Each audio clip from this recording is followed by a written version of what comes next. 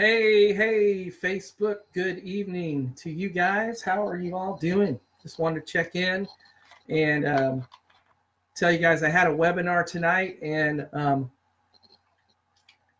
to start with, had a little bit of technical difficulties with it. But the information that I wanted to give tonight is very near and dear to my heart. And it's too important to miss out on. I basically wanted to present three different things tonight that I think can help your marriage. And I come from a background of a lot of experience in this area. Primarily, many of you know that I have 5 children and of my own and 2 stepsons with Jenny, and that prior to being married to Jenny, I was married before, and that was a long relationship and a very an awesome one from the standpoint that she's a great mom to my kids and a great friend today, and that is actually an extreme blessing. But it wasn't always that way, and I really wanted to touch base and kind of tell you a little bit about the story. The story is really about my need to find happiness and significance in my life, and my search to find those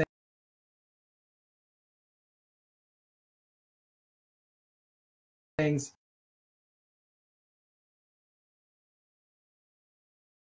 from the outside.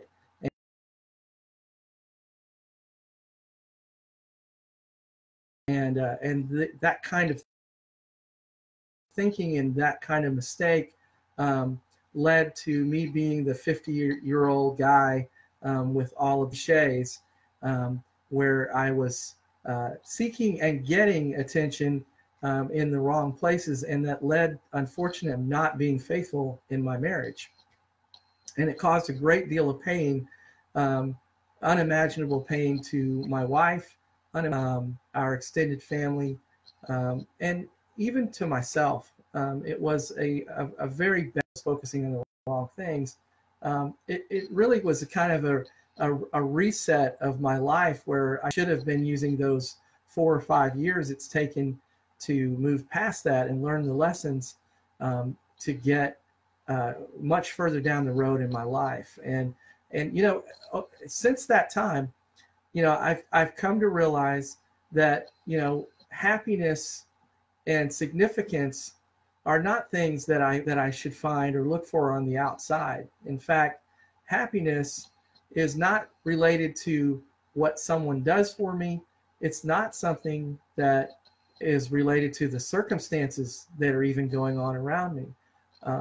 In fact, happiness is not a destination even. It's something that emanates from inside me. It's about perception. And in the spirit of taking extreme ownership in my life, happiness is really up to me. What am I going to choose to feel? And, you know, what am I going to look at? And how am I going to perceive what's going on and process that? And what emotions am I going to decide to land on and stay at? So, you know, basically through 2 things I discovered that I needed to do that would aid my need to feel happy and significant. And these 2 things were my spiritual development and then the other things that I learned from great people like Tony Robbins, a number of other teachers that have taught me that, first of all, I'm not junk, and that I do live a life full of grace already.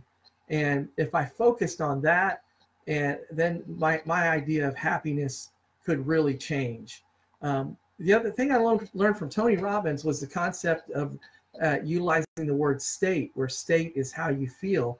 And Tony says that your state can be managed by yourself, by changing what you focus on, the words and meanings you give those things you focus on, and lastly, even the physicality of yourself, i.e., if you feel down or depressed, looking in a mirror and putting a big smile on your face will make you feel happier.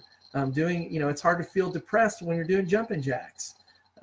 So I would encourage you guys, as you're considering your own life and your own happiness, that you really look at the extreme ownership aspect of it and where that happiness is coming from. The other thing I learned about happiness is that I really was spending a great deal of time being selfish. I was looking, instead of what other people needed, I was looking at what I wasn't getting in my relationship, what I wasn't getting from my business, what I wasn't getting from my customers, any number of things. It was all me. And when I began to turn the focus around to how can I serve others, what's going on in their life that I can help improve, the amazing thing that I found was not only did I have an impact in their lives, do a better job for my customers, do a better job in my relationship with my wife, focus on what her issues are, her fears, her pain, and serve her. I found myself feeling fulfilled and found that, that became a kind of happiness that I began to enjoy. So the last thing I would say about that is that focus on other people. Get out of yourself. Focus on what's going on in other people's lives, and that'll make a significant difference in your perception of happiness. All right, so once you get straight with the idea of what happiness is, and you start thinking about in terms of a happy marriage, what makes a happy marriage, and the source of that, and you with that extreme ownership that you're taking, you're beginning to think, hey, I'm responsible for my own happiness. She's responsible for her happiness. I'm just responsible for doing the right things. Do the next right things. I remember when I was going through the divorce, and I was really such a train wreck that I wasn't fit to run my roofing company at the time, and my kid's mom ended up taking over the roofing company, and I was living in this little crappy apartment, and I wasn't making any money. I had to sell a vehicle to finish a roofing job. I was a financial disaster. I was an emotional disaster. The woman that I was giving the attention to was in no condition or was not going to be changing her living status. And it was a lot of smoke and mirrors, really, when I looked at it for what my perspective was for making me happy. So anyway, what I was getting at is that sometimes I found myself, the only thing I could focus on was doing the next right thing. And that became my source of happiness. One of the things I talked about before was that if you're looking at happiness, you could be happy in a really bad situation. As long as you're doing the next right thing, you can be happy about doing that. And with little baby steps, taking those little initial baby steps, and then the bigger and bigger steps to doing the things that make you feel good about yourself, honoring the commitments you make to yourself, is going to build a confidence and a happy feeling. So anyway, back to marriage. So once you've decided that you can be, the concept of being in a happy marriage is possible, then you need to do what's called a SWOT analysis, SWOT, which you guys in business would be familiar with. It's strengths, weaknesses, opportunities, and threats. What is the SWOT analysis of your marriage? And so the first thing that you want to look at is that, which can be hard for a lot of people that are going through a tough situation in a marriage, is what are the strengths of my relationship? What's good about my marriage? One of the things that I discovered for myself was when I had this perception that I was unhappy, I began to look at things through that lens, and I was very black and white in my thinking. Everything's all bad or it's all good. And the fact is that there's a lot of good and bad in a marriage. Okay. So the first thing, if you're going to have any hope of creating the marriage that you want, recovering from a marriage that's in trouble, the first thing you got to do is think about strengths of my marriage. You know, do we still like the same things with each other? You know, does she listen to me? Does she let me do what I want to do? You know, are we good parents when we're together? Do I still make her laugh? You know, does she still make my favorite, you know, food on my birthday? You know, so even if it's small things, okay, you know, what you want to do is start there and expand out. Start looking at what is she good at that maybe I'm not so good at. You know, what kind of partnership do we have here what are the things that are working? So look at those first. And then obviously weaknesses. We're all thinking about weaknesses, but it's how we supercharge that in a negative way that can make a difference. So the first thing I would encourage you to do is look at the weaknesses, but look at them honestly with an idea of how can we fix this? How can we make this better? So you're writing down a list of the things that you could do better in your marriage, things that you don't do as well as you could. Maybe I don't listen to her as well. You know, maybe she's very reactive. You know, maybe neither one of us know how to control our state. And we're blaming each other for things that are uncomfortable. So start there. The next one is the one that's really exciting and where a lot of the promise is, and that is the opportunities that are in marriage. You know, when you're unhappy, when you're this perception that you're unhappy and the marriage isn't going well, the thing that you don't think about often is the opportunity cost of leaving that person. You know, you're stuck in I want to get out of here, and you know, and maybe you did what I did before. You're paying attention to the wrong people. You know, if you begin to start thinking, what if she and I could finally work things out? What could that mean for us? What kind of partnership could we grow into? What kind of influence and lesson would we be for our children if we were, you know, to lay down the things that is really dysfunctional thinking and started thinking more along the lines of possibilities? What kind of business opportunities are there where she has strengths that I don't have and vice versa? What could we do to build an empire together?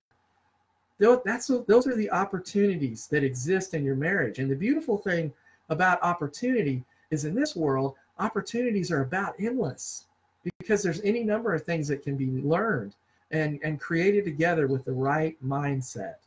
Okay. The last thing is, what are the threats to my marriage? And here you got to get really deep. Don't look at the obvious things, you know, the things that, you know, she annoys me or I annoy her. You know, you've got to really dig deep into things maybe you're not thinking about. You know, one of the things that's been a threat to my marriage many times, even today, is this phone. You know, if I will go out to a restaurant and this will be me, because, you know, I'm a social media marketing guy and I'm thinking I always got to check the results of what my efforts are. You know, what I'm trying to do is get in the habit of leaving this thing behind. If we go out to dinner, leave the phone, at least turn the phone over, turn the ringer off, you know, don't look at it. And if you can, leave it out in the car. Okay. So that's the first, you know, kind of a silly sounding threat. But the fact is there's too many people today that are living in their smartphones and they're not connecting and being present with their spouse. So along the lines of, you know, I was talking about social media. Another threat to our marriages is frankly this enormous social media world that we have today. And, you know, I work in it. It's part of how I make my living. But, you know, what I can do is produce content and, you know, and do things that are important to develop my business. But what I don't need to do is spend lots and lots of time interacting with people that are not fulfilling, that are not creating, adding to my life. In fact, some of those people, and Jenny and I like to call them flirkers, those will be the people that are spending too much time to you on your profiles. They're liking every post you have. they're loving some of them. You know, they're going on Instagram and telling you you're handsome or beautiful or whatever. Those people are not, they're threats to you. Okay. Recently, something I did, you know, that I think has been very significant for me and has actually improved my Instagram feed is with a renewed emphasis and thought about what I was putting into my mind. I went through and deleted all the Instagram girl profiles that I had followed over the last 4 or 5 years. And, you know, because number one, I'm a happily married guy. I don't need to look at some photoshopped, perfect angle, you know, person that isn't even a real person. And, you know, the funny thing is my mind opened up. I started seeing that person for what they're going through. I see them as someone that is not, they're presenting only a little small piece of themselves to get attention, to get significance. You know, some of them are monetizing, you know, they're trying to get traffic to their Instagram sites and so on. But the vast majority of those people aren't making a dime off their profiles, you know, and they're not fulfilling their lives, and they're not being perceived in the way that they would imagine they'd want to be perceived. So I would encourage you to do the same thing I did. Go through, delete those. When they pop up on your feed, just follow them, okay? And I'll tell you what, I'm starting to see way more positive things come up in my feed because I follow thousands of people. And so now that all those bad profiles are out of the way, all the good stuff's coming. The motivation, the people pursuing life like I am, you know, the business owners, the family people, the guys that want to be great husbands, you know, those are the people I want to surround myself with, not only in person, but virtually. And so I would very much encourage you to do the same thing. So, and it kind of leads me to the last thing, which is you want to build protections around your marriage, and you want to bulletproof it. And here's the thing. The first thing I want to talk about in that area is about the way that we are talking about the person we profess to love to other people, especially to our closest friends. And I got to tell you, I speak from personal experience here too. I blew it. You know, I have a very, very close friend. He's been my friend for 25 years. And when I first met my kid's mom, I made the mistake of telling him all the time about how unhappy she made me and how I wanted her to be this or that, and how, you know, every time she'd do something wrong, I would tell him about it. And I, you know, and of course he started parroting those things back to me, and they became, you know, he would start speaking in my ear. You could do way better than that, and you know, you could have the life you want, Rick, and all these kinds of things that he would say to me. But the interesting thing is, he only had one small part of the information about her and about my relationship with her. Because the thing that I really noticed that I do, or don't do now, is that I never went to my friend and said, man, I had a great evening with my wife last night. She really gets me. You know, she really puts up with me. She's giving me a chance to grow. She just shows me how much every day she loves me. You know, she listens to me. She's fabulous. You know, I never said those things to my friend. So he only heard the bad things, and he repeated them all back to me, and it was like a double loop back. And I just built on more and more and more resentment. So, number one, in person and anywhere, edify your spouse. You know, if I do something stupid or goofy that Jenny has a problem with, she talks to me privately. But in front of other people, she never, ever knocks me down. She never says that she's disappointed in me, or, you know, you could have done this better, or, gee, I wish you hadn't said that. She never does that. And I never do that about her. I want to lift her up. You know, I want to speak positive things, not only to her directly, but just around the whole universe. I want people to feel the love that I have for my wife. And I want that to emanate in person and online. And that's what I do. So the other thing is, as far as building some protections, be, like I said before, be very careful online. If you're interacting with someone online, be aware of what you're saying to them and how it could be misperceived. Be honest, be transparent, take ownership of your intent, okay? And be present.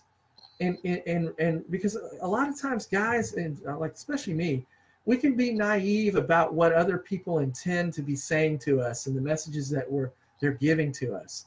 So you want to be cautious about how you interact with people online and in person too. And you always want to do the things that present yourself as a man of integrity, a person of integrity, and it's not something you need to say even. It's just something that comes across, and it's something that, unfortunately for me, I didn't behave that way before. But the greatest thing for me is that wasn't consistent with who I am. I'm a man of heart. I never ever wanted to live a life of lies or of hurting people.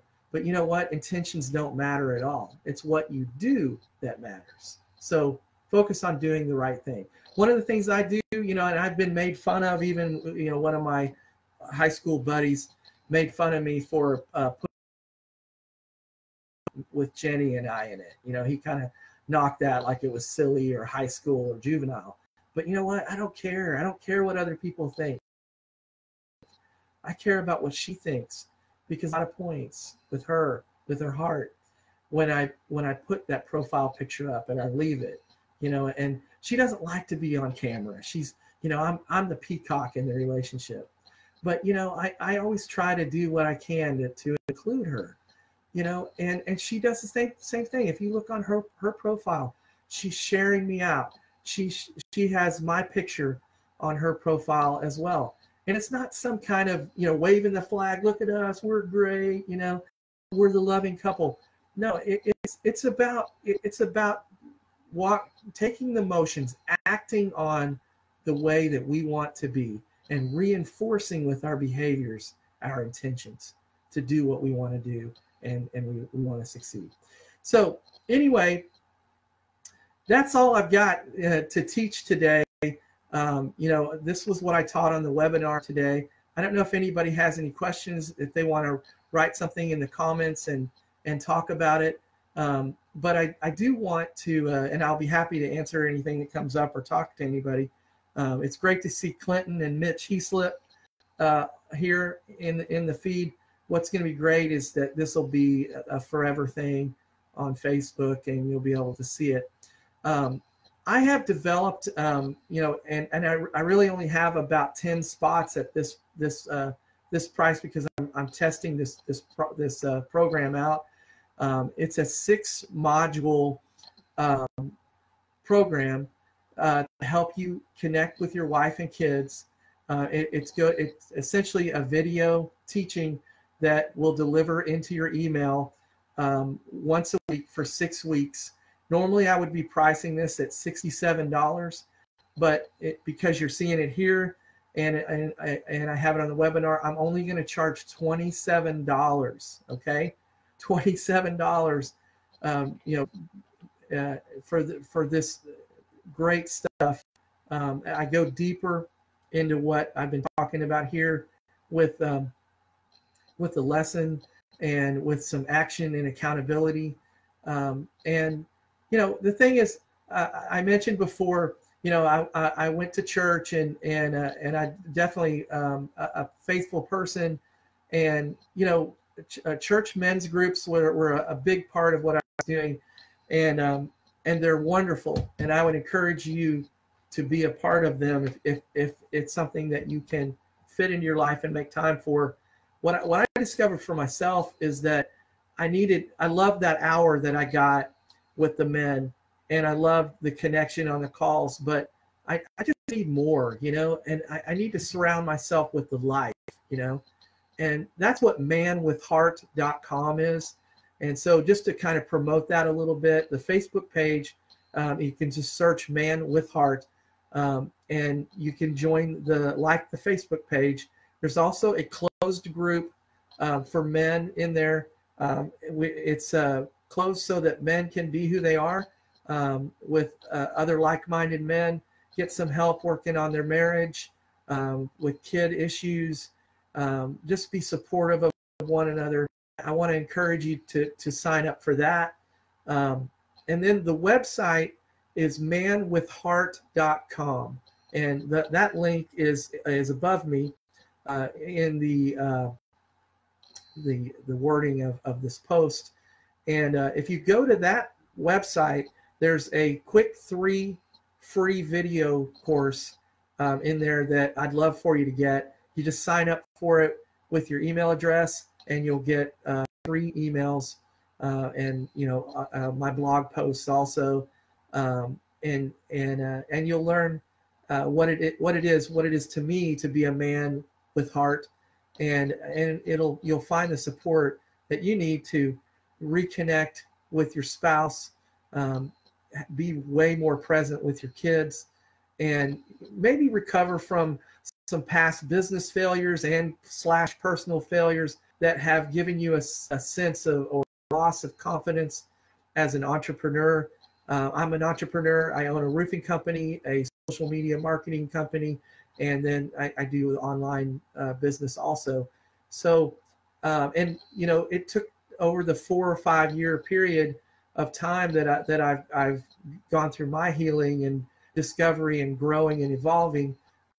One of the things that I had to work through was my loss of confidence, my loss of belief in myself. I felt like a real failure. I had failed, but one of the things that I have learned is that failure is learning. Failing is learning. Pitbull doesn't call them epic failures; he calls them epic learns, and I subscribe to that. So I think that if you'll join us on Man with Heart, I would love to help you as in every way possible, to help you fulfill the goals and dreams that you have as a husband, father, and entrepreneur. Together, it takes all of us to do this. We can do this, and we can make it happen, and we can take extreme ownership of our marriages and our life and as parents. And you know what? If we've screwed up a lot in the past, I did. If we are continuing to fail and make mistakes, I do, then it doesn't matter. What matters is that you're taking forward steps to get better. Maya Angelou said, when she knew what she knew, she did what she could. When she knew better, she did better. And that's another thing that I subscribe to. And I encourage you guys to set aside feelings of failure or that whatever situation you have can't be fixed. If you take extreme ownership of your part of everything in your life, then you can have significant change in your life.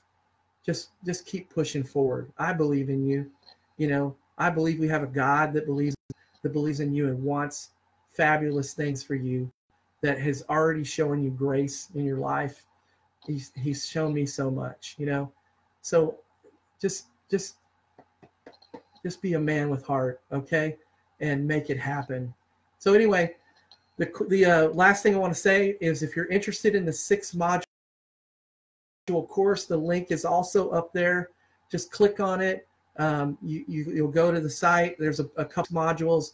I also have a 15-minute call or video call that I'm giving away on that. And then you get to be a member of the Facebook group, the closed group, as the bonus. So anyway, I want to thank you guys so much for spending this last 30 minutes with me. And I'm really just praying that you all be blessed and that you got something good out of this today. And with that, I'm going to say thank you all very much, and I'll see you soon.